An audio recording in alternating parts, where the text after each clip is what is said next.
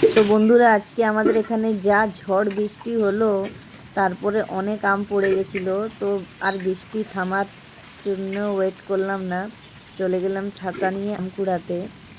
তো দেখো, সব ঝটপট করে কুড়িয়ে নিলাম।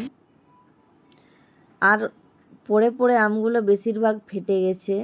এগুলো কাকু দেওয়াও যাবে না, কাঁচা কাঁচা আমগুলো আছে যেগুলো পাকতো আরও কিছুদিন পরে, ওগুলো সব পড়ে ফেটে গেল। আর তারপরে চলে গেলাম উপরে। মা বলছে বৃষ্টিটা থামতে দে না, তারপরে কুড়াবি। কিন্তু সত্যি বলবো, এই আম কুড়ার মজাটাই আলাদা। আমার আর তর্স হইল না, তাই চলে গেলাম আমি আমগুলো কুড়িয়ে নিতে তাড়াতাড়ি।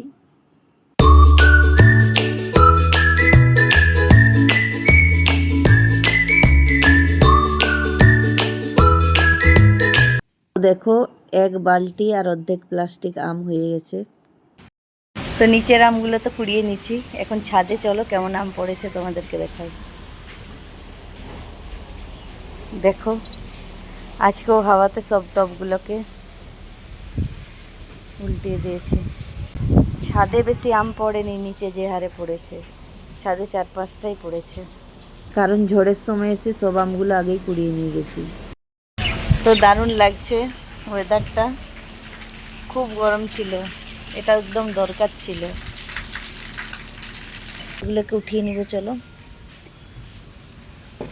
টবটা ভেঙেই দিয়েছে, দেখো কি সুন্দর ছিল। এটাকে আলাদা রিপোর্ট করতে হবে, আলাদা টবে।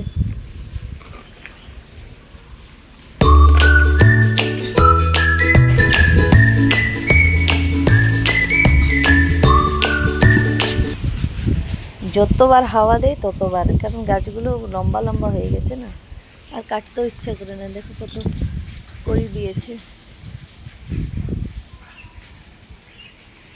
তো দেখো বন্ধুরা, ঝড়ে এতগুলো আম পড়ে গেছে।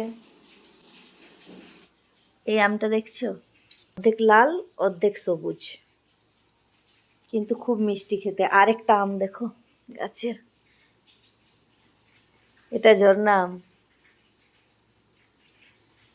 কিন্তু খেতে সব আমগুলোই খুব মিষ্টি। কে কে আম খাবে চলে এসো। তো চলো, টাটা, সবাই ভালো থাকবে, সুস্থ থাকবে, আবার নেক্সট ব্লগে দেখা হবে।